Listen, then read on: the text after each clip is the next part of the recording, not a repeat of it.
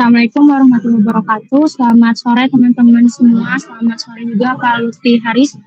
Izinkan kami dari kelompok 4 yang akan mempresentasikan materi mengenai cost controlling. Anggota kelompok kami yaitu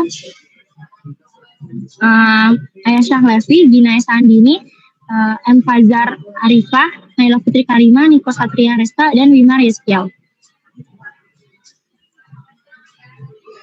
Nah, pada pertemuan kali ini kami akan membahas materi mengenai konsep dasar dan tujuan controlling, struktur dan organisasi controlling, master data controlling, proses biaya controlling, integrasi modul controlling, inovasi controlling, dan yang terakhir adalah kesimpulan. Baik, selanjutnya ada konsep dan tujuan dari cost control. Jadi cost control ini adalah proses untuk mengidentifikasi, menghilangkan, atau mengurangi pengeluaran bisnis yang tidak perlu untuk meningkatkan keuntungan. Jadi, ini adalah pendekatan strategis yang melibatkan penetapan standar biaya, pengukuran kinerja aktual terhadap standar tersebut, jadi identifikasi varians dan penerapan langkah-langkah korektif untuk mengembalikan biaya sesuai dari harapan. Nah, tujuannya adalah untuk mengumpulkan data transaksional yang memberikan dasar untuk menyiapkan laporan internal yang mendukung pengambilan keputusan dalam perusahaan. Nah, lalu berikutnya ada dari target audience. Nah, yang pertama tuh ada eksekutif dan manajemen senior. Jadi, ini merupakan pemimpin strategis dan penentu kebijakan. Fungsinya yang pertama untuk menetapkan target keuangan, penyetujuan anggaran, dan penanggung jawab. Lalu, yang selanjutnya itu ada manajer departemen. Jadi, ini sebagai pelaksana dan pengelola anggaran operasional. Nah, ini berfungsi untuk mengendalikan biaya, membuat keputusan operasional, dan mengidentifikasi pemborosan. Lalu yang terakhir ada kontrol dan cost accountant. Ini sebagai pengukur, penganalisis, dan pelapor biaya. Ya, fungsinya itu yang pertama ada untuk merancang sistem biaya, yang kedua menganalisis varians, ketiga pelaporan pengendalian dan penyedia data. Oke, boleh di next. Oke, baik, selanjutnya ada cost tracking basic. Jadi itu akan terbagi jadi dua, ada elemen biaya dan pusat biaya. Jadi elemen biaya sendiri itu untuk melacak kemana uang akan dibelanjakan, semisal seperti gaji ataupun bahan. Untuk pusat biaya ini sebagai pemantau dari biaya yang akan dikeluarkan dari departemen atau tim itu sendiri, seperti dari tim SDM atau teknologi informasi dan lain-lainnya. Selanjutnya ada project internal dan order. Jadi ini untuk melacak project dari jangka panjang seperti kampanye pemasaran atau investasi dari modal yang digunakan perintah dari internal. Nah, lalu selanjutnya ada activity based costing. Jadi ini adalah alokasi biaya overhead berdasarkan dari aktivitasnya, seperti dari jam mesin ataupun jam kerjanya. Lalu selanjutnya ada product costing. Jadi itu adalah untuk menghitung biaya produksi seperti bahan atau tenaga kerja dan menganalisis varians antara biaya yang akan direncanakan dengan biaya dari aktual itu sendiri. Lalu selanjutnya ada profitability analysis. Jadi itu melihat apa yang menguntungkan. Jadi dari analisis keuntungan tersebut akan dilihat berdasarkan dari produk, wilayah, pelanggan, dan penjualan lainnya. Lalu ada profit centers. Itu berfungsi untuk mengevaluasi dari kinerja unit bisnisnya seperti lini produk atau wilayah. Ya, ibarat kata untuk mengevaluasi dari perusahaan tersebut. Lalu ada manajemen overhead. Jadi itu untuk mendistribusikan biaya tidak langsung seperti biaya sewa, biaya utilitas dari departemen atau proyek yang akan menggunakan aturan otomatis. Lalu selanjutnya yang terakhir ada manajemen investasi. Itu adalah untuk merencanakan dan melacak dari pengeluaran modal, misalnya seperti mesin baru atau proyek infrastruktur yang sedang dibeli atau sedang dilaksanakan oleh perusahaan. Oke. Baik, selanjutnya masuk ke struktur organisasi. Nah, struktur organisasi ini mewakili sudut pandang hukum maupun manajerial dari sebuah perusahaan. Nah, jadi struktur ini tuh akan menjadi kerangka kerja. Jadi struktur ini akan menjadi kerangka kerja untuk aktivitas bisnis sesuai dengan manajemen. Lalu struktur ini juga memungkinkan pengumpulan data bisnis secara akurat dan terorganisir. Lalu mendukung penyajian informasi yang relevan untuk pengambilan keputusan bisnis. Selanjutnya masuk ke fungsi struktur dari organisasi itu sendiri. Yang pertama ada klien.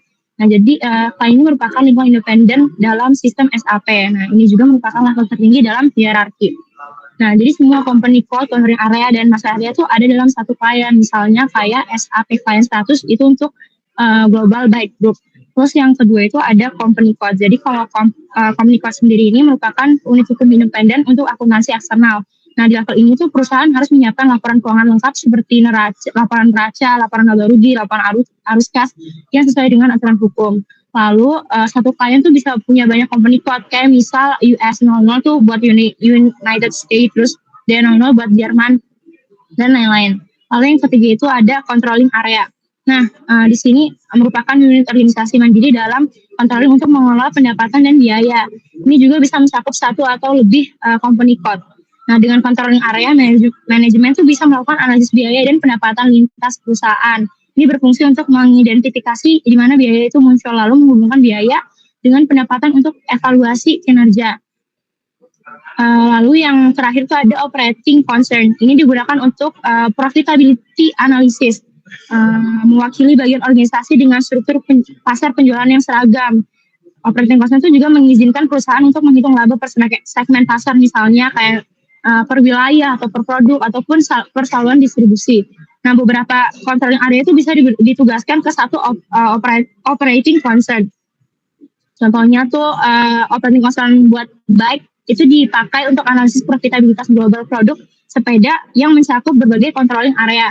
Nah, itu juga yang di tengah itu ada gambar visual mengenai struktur organisasi. Yang pertama itu ada klien, itu level tertinggi dari sistem SAP, lalu ada company code itu seperti unit hukum dan laporan keuangan eksternal. Lalu ada controlling area itu unit manajerial, kontrol biaya dan pendapatan. Lalu yang terakhir adalah operating concern, itu analisis profitabilitas dan berfokus ke pasar atau segmen. Jadi intinya tuh company code tuh fokus ke legal reporting, sedangkan controlling itu fokus ke internal management dan profitability.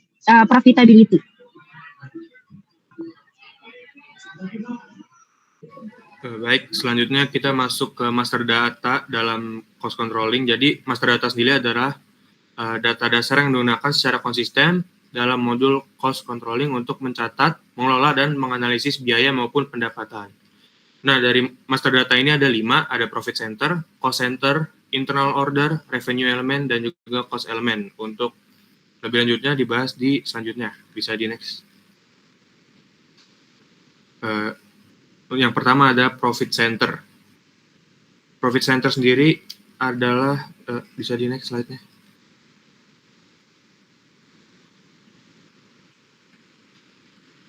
Nah, profit center sendiri adalah unit organisasi yang bertanggung jawab terhadap pendapatan dan juga pengendaliannya berdasarkan produk, lini bisnis, fungsi, wilayah, dan sebagainya. Nah, fungsi dari profit center ini adalah untuk membantu manajemen menilai kinerja bagian tertentu dari perusahaan, baik dari yang tadi, dari produk, lini bisnis, dan lain-lain. Nah, jadi di profit center ini tuh bertanggung jawab atas revenue dan cost containment, kemudian mengevaluasi ROI atau Return on Investment, dan secara umum dibagi berdasarkan yang tadi juga, wilayah, fungsi, dan produk. Jadi sebenarnya banyak, cuma yang paling umum dipakai itu 3. Next. Yang kedua ada cost center. Nah, kalau cost center ini fokusnya pada pengendalian biaya, bukan menghasilkan pendapatan sesuai namanya.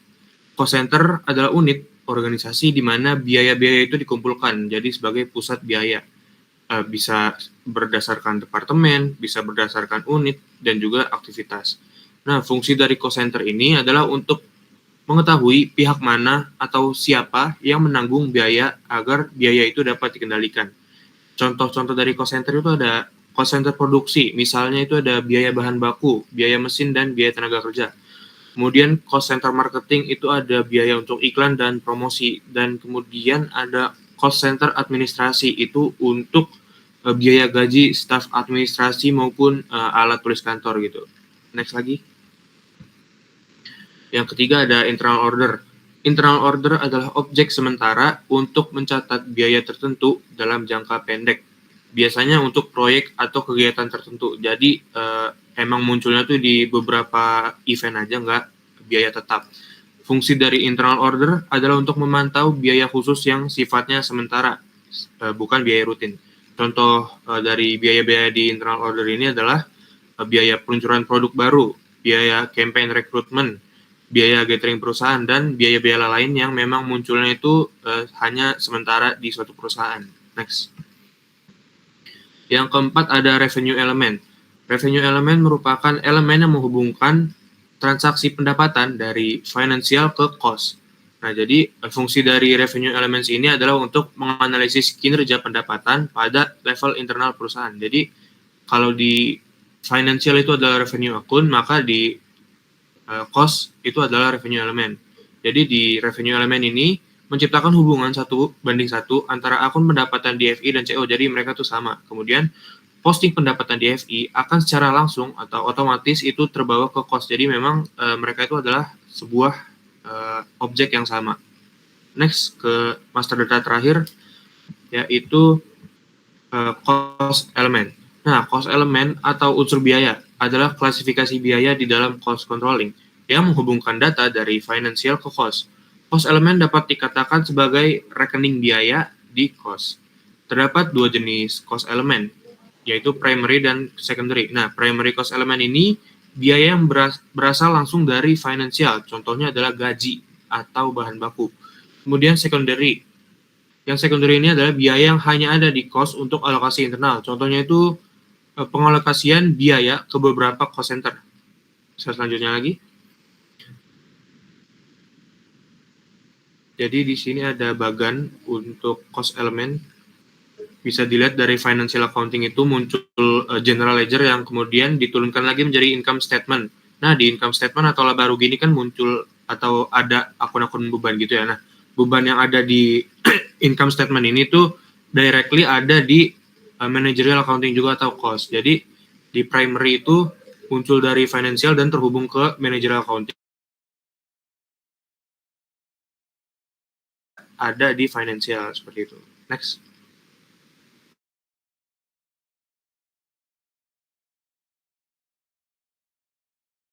Oke, baik. Selanjutnya saya akan menjelaskan mengenai proses biaya dalam controlling.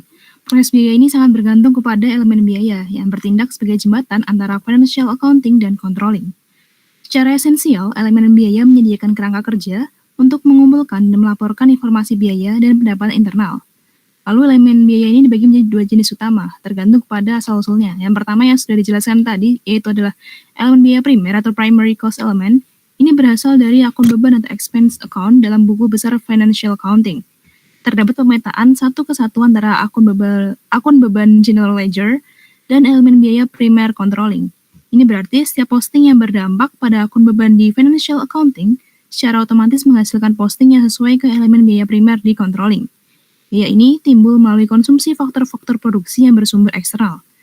Dalam konteks pelaporan, akun beban sama dengan elemen biaya primer, hanya berbeda istilah tergantung apakah itu objek financial accounting atau controlling. Yang kedua yaitu elemen biaya sekunder atau secondary cost element. Ini digunakan eksklusif di controlling.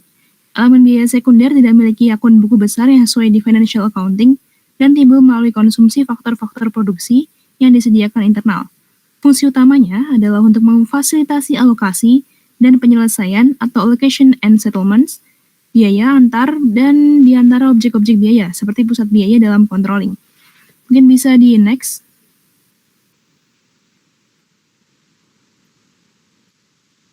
Oke, selanjutnya yaitu proses bisnis utama controlling. Proses bisnis utama controlling ini berfokus pada pengumpulan, pencatatan dan pendistribusian kembali biaya dan pendapatan secara internal untuk mendukung pengambilan keputusan dan akuntansi manajerial. Yang pertama yaitu proses posting elemen biaya atau cost element posting. Ini merupakan langkah awal yang krusial untuk menangkap biaya di dalam sistem controlling. Yaitu ada posting elemen biaya primer atau primary cost element posting. Setiap transaksi yang dicatat di akuntansi keuangan yang mempengaruhi akun beban atau expense account, misalnya bayaran gaji, pembelian perlengkapan, atau pencatatan sewa. Tujuannya yaitu memastikan bahwa biaya berasal dari sumber eksternal, yaitu akun beban financial accounting, segera dialokasikan ke unit yang bertanggung jawab di controlling secara real time. Yang kedua yaitu posting elemen biaya sekunder atau secondary cost element posting, dipicu oleh aktivitas internal murni di controlling, seperti alokasi, penyelesaian atau settlement, atau perhitungan biaya aktivasi internal. Tujuannya adalah mengelola pergerakan nilai antar objek controlling yang berasal dari konsumsi sumber daya internal. Lalu yang terakhir yaitu jenis-jenis alokasi internal atau internal allocation. Setelah biaya terkumpul pada objek controlling, terutama pusat biaya layanan, biaya tersebut harus didistribusikan ke objek controlling yang mengkonsumsi layanan tersebut, menggunakan dasar alokasi seperti Statistical Key Figures atau SKF. Yang pertama ada distribusi, tujuannya yaitu untuk mengalokasikan biaya yang telah dicatat sebagai elemen biaya primer dari pusat biaya pengirim ke pusat biaya penerima. Keuntungannya yaitu memberikan transparansi penuh kepada manajer pusat biaya penerima mengenai komposisi biaya yang dialokasikan. Yang kedua yaitu penaksiran atau assessment, tujuannya yaitu untuk mengalokasikan kumpulan biaya, termasuk elemen biaya primer dan sekunder, yang dikelompokkan dari pusat biaya pengirim. Ini menyederhanakan pelaporan di pusat biaya penerima. Manajer hanya melihat satu garis biaya, misalnya biaya layanan IT, alih-alih rincian berbagai jenis biaya IT yang lebih rumit. Yang terakhir yaitu adanya penyelesaian atau settlement. Tujuannya apa? Ini untuk proses penyelesaian digunakan untuk objek biaya yang sifatnya sementara, seperti pesanan internal atau internal order atau elemen work breakdown structure (WBS) dalam proyek. Hasilnya adalah pesanan internal dikosongkan atau memiliki saldo nol, dan biaya aktualnya didistribusikan ke objek CO permanen yang akan menanggung beban akhir tersebut. Bisa di next. Oke, selanjutnya adalah integrasi detail modul SAP Controlling dengan modul lainnya. Nah, yang pertama adalah integrasi dengan Financial Accounting atau FI. Ini merupakan integrasi yang bisa dibilang paling fundamental gitu, karena kalau controlling ini berfokus pada pelaporan internal untuk manajemen, di sisi lain FI ini berfokus pada pelaporan eksternal, contohnya untuk pelaporan laba rugi, neraca, dan lain sebagainya. Nah, bentuk integrasi itu seperti apa? Jadi contohnya setiap kali ada posting jurnal di FI yang relevan dengan biaya atau beban atau pendapatan, data tersebut secara otomatis mengalir ke CO controlling melalui primary cost elements untuk biaya atau revenue elements untuk pendapatan. Contohnya saat departemen akuntansi mencatat pembayaran tagihan di listrik di FI, biaya tersebut langsung tercatat di cost center yang relevan di controlling, seperti itu. Selanjutnya adalah integrasi dengan material manajemen atau MM. Yang pertama, contoh dari integrasinya adalah purchase requisition atau purchase order. Contohnya adalah saat PO dibuat di MM, sistem dapat melakukan komitmen manajemen di controlling, yaitu mencadangkan anggaran untuk pembelian tersebut pada cost center atau internal order terkait. Selanjutnya adalah goods receipt. Contohnya itu gimana?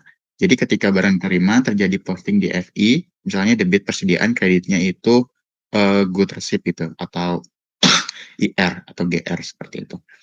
Dan nilai barang ini menjadi dasar untuk perhitungan produknya. Kemudian ada di good issue juga seperti itu. Good issue ini contohnya saat bahan baku dikeluarkan dari gudang untuk proses produksi, modul MM akan mencatat pengurangan stok dan secara bersama membebankan biayanya ke produk operation atau cost center jika untuk keperluan non produksi di controlling, seperti itu. Bisa di next.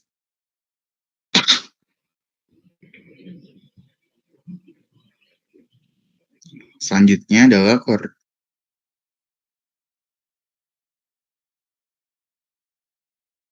integrasi dengan modul sales and distribution atau SD. Contohnya adalah di sisi sales order. Jadi pada saat sales order dibuat, data pendapatan dan diskon dapat mengalir ke COPA. COPA ini adalah controlling ke profitability analysis gitu, untuk analisis awal. Kemudian ada di sisi good issue juga. Jadi ketika barang dikirim ke pelanggan, controlling akan mencatat cost of goods sold atau JLGS. Biaya ini akan menjadi komponen pengurang dalam analisis profitabilitas. Kemudian yang terakhir ada billing. Nah, saat faktur diterbitkan ke pelanggan, data pendapatan, diskon, dan juga ongkos kirim secara final diposting ke FI dan dapat simultan mengalir ke COPA. Seperti next. Selanjutnya adalah integrasi dengan modul production planning atau PP. Yang pertama ada production order. Jadi saat production order dibuat di PP untuk memproduksi suatu barang, order ini akan menjadi objek biaya utama di controlling. Semua biaya yang terkait dengan proses produksi akan dikumpulkan di sini. Kemudian yang kedua ada good issue. Biaya bahan baku yang digunakan dari MM dibebankan ke production order. Kemudian ada activity confirmation, yang mana biaya tenaga kerja langsung dan overhead mesin gitu. Misalnya dihitung berdasarkan jam kerja atau jam mesin, yang dicatat di PP akan dialokasikan ke production order melalui activity types dan rates yang telah didefinisikan di CO. Kemudian ada order settlement. Nah, pada akhir periode, selisih antar varian antara biaya aktual dan biaya standar pada production order akan dihitung dan disettle atau dialokasikan ke COPA atau akun varian di FI. Bisa di next. Baik, selanjutnya adalah inovasi dalam cost controlling di SAP. Yang pertama yaitu penghapusan cost elemen master data terpisah. Yang kedua adalah universal journal. Yang ketiga adalah perubahan teknis material ledger. Nah, manfaat dari inovasi cost controlling ini ada beberapa, yaitu yang pertama, administrasi lebih efisien karena tidak ada duplikasi data antara akun dan elemen biaya. Yang kedua, data menjadi lebih transparan dan terpusat. Ketiga, ada pelaporan lebih cepat, fleksibel, dan dapat dilakukan secara real time. Kemudian ada hasil perhitungan biaya juga lebih akurat karena memperhitungkan seluruh biaya aktual dan mendukung pengambilan keputusan strategis berbasis data yang lebih andal. Next. Nah, untuk inovasi yang pertama yaitu cost elemen master data. Sebelumnya teman-teman, cost elemen itu di-maintain atau dijaga secara terpisah. Namun dengan adanya inovasi ini, semuanya dilebur menjadi satu GL account master data.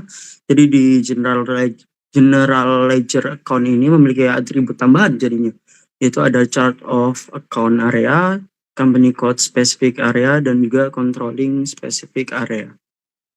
Next. Nah, untuk inovasi kedua yaitu universal journal, yaitu menggabungkan data dari berbagai area, yaitu akuntansi keuangannya, dari financial accounting-nya, kemudian dari pengendalian biaya atau controlling-nya, kemudian analisis profitabilitas atau profitability analysis, dan juga akuntansi aset accounting, dan terakhir material ledger. Data ini disimpan dalam tabel SIDOCA, yaitu nanti dijadikan satu sumber. Keuntungannya yaitu untuk harmonisasi laporan internal dan juga eksternal, kemudian analisis real-time multidimensi, dan juga mengurangi kebutuhan memori. Nah, aplikasi reporting yang sudah ada di Universal Journal ini, yaitu antara lain ada laporan pusat biaya, laporan pesanan internal, laporan proyek, dan analisis penjualan, serta analisis segmen pasar. Next. Dan yang ketiga adalah material ledger, yaitu material ledger membantu menghitung nilai persediaan yang lebih akurat dengan memperhitungkan seluruh biaya aktual, mulai dari pembelian, produksi, juga overhead di semua unit. Tujuan utamanya mengelola material dalam multi currency. Kan di perusahaan juga kan memungkinkan sekali bahwa ada perbedaan currency yang digunakan juga. Kemudian actual costing, yaitu hitung harga aktual secara materialnya. Pada akhir periode, sistem menghitung harga aktual per unit bahan atau produk dengan memperhitungkan semua biaya yang benar-benar terjadi. Biaya pembelian, biaya produksi, overhead semua terhitung menjadi satu kesatuan. Kemudian hasilnya digunakan untuk menilai persediaan bahan baku, barang dalam proses, dan juga barang jadi secara lebih akurat. Next. Nah, kesimpulannya teman-teman, cost controlling dalam sistem SAP merupakan komponen penting bagi perusahaan untuk mengelola, memantau, dan menganalisis biaya, serta pendapatan. Melalui struktur organisasi yang jelas, pemanfaatan master data, dan integrasi dengan modul lain, cost controlling membantu perusahaan dalam menyediakan informasi yang akurat, relevan, dan real-time bagi pengambil keputusan. Selain itu, inovasi dalam SAP S/4HANA juga seperti universal journal, integrasi data yang lebih transparan, serta material ledger memberikan efisiensi administrasi, akurasi perhitungan, dan mendukung strategi bisnis berbasis data. Kemudian pemahaman dan penerapan modul cost controlling bukan hanya mendukung operasional sehari-hari juga, tapi juga menjadi dasar penting dalam meningkatkan profitabilitas dan daya saing perusahaan. Next. Sekian dari kami. Apabila ada pertanyaan, disilakan.